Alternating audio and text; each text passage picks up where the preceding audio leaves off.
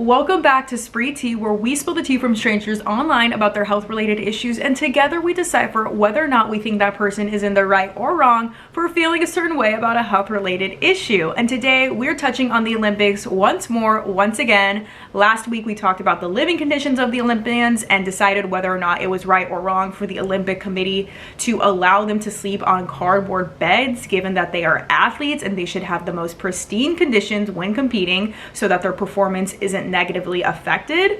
But now this week we are also touching on the Olympics, and more specifically though, the swimmers who are a part of the Olympics. The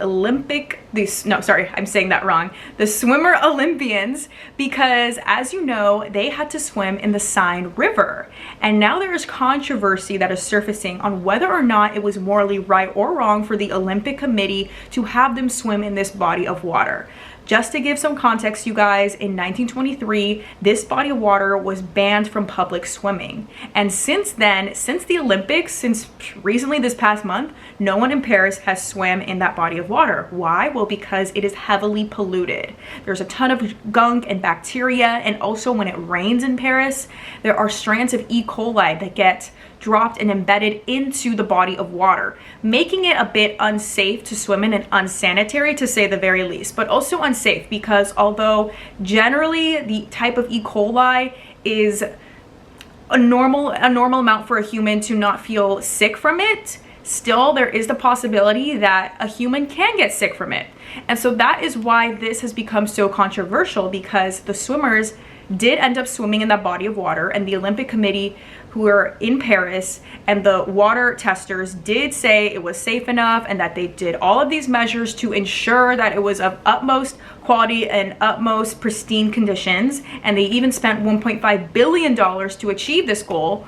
But a few days before the swimming match, there was this huge thunderstorm. There was a bunch of rain, and as you know, rain creates E. coli in water, and that is now why there was controversy, because still they allowed the swimmers to swim in the body of water, even though that morning and right before the swimming match they tested it again once more after the rainstorm, and they claimed it was fine. There was some conspiracy going around that they just said that because they didn't want to postpone the swimming match and they didn't want to relocate the swimming match to a different location, because to swim in the Seine River, to have those photos, it's good PR for Paris as a city because it's iconic. It's something no one has ever done before.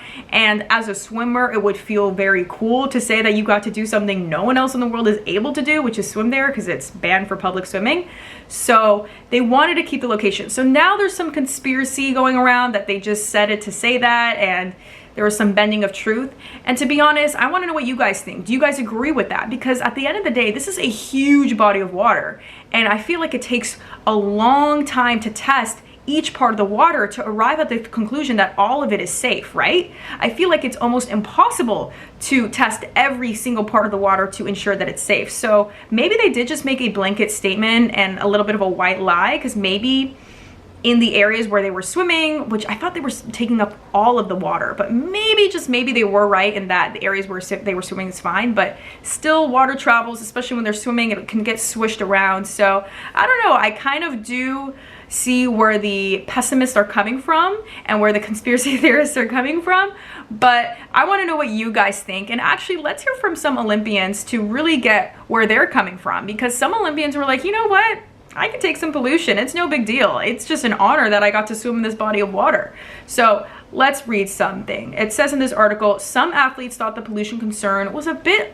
overblown. We race all around the world and in different bodies of water, said Tyler Mizwachik of Canada, the 9th place finisher. If you stress every race about the water quality, I mean, I'm 29, I probably look like I was 75. I've lost a little bit of hair, but not that much. And some are clearly sick of addressing the water issue, which is understandable. You've just fulfilled the Olympic dream and finished you've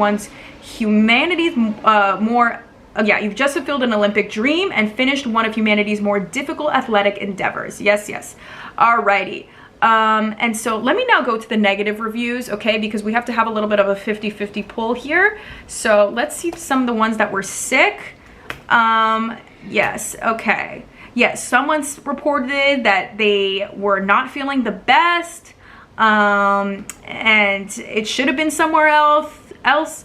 Oh, and somebody else said that I think it's the right of the athlete. Okay, one of the coaches, I think, Yes, I think this person is a coach. I think it's the right of the athlete. Okay, yes, I feel like ideally that is a healthy compromise and like maybe a majority rule situation. Maybe they should have asked the athlete's opinion beforehand of where they would prefer to swim. But still, you guys, I don't know, it's a little bit fishy to me, and I think it should have been somewhere else just to ensure that nobody's performance would be affected, because this definitely is a confounding variable at play, water quality, and it could affect performance. But maybe I'm in the wrong mindset because this Olympic swimmer just said that they are always swimming in bodies of water and that pollution doesn't really affect their performance. So I don't know, maybe I'm being a little bit too much of a grandma here, too overprotective of them. But let me know what you guys think down in the comments below. And if you're interested in protecting your immunity, we have this superfood blend called Radical Elements. It's filled with vitamin C. So when you do find yourself in a situation, maybe not so much like these Olympic athletes where they're having to swim in a polluted body of water, but if you do find yourself in a situation where you know you're going to be exposed and your immunity may be compromised, definitely go to Spree by typing spree.shop in the App Store and get yourself a packet of this Radical Elements superfood blend. Alrighty, that is it for now. Make sure you comment down below. I want to hear from you. Let's talk, let's engage in some dialogue, and until then, bye for now.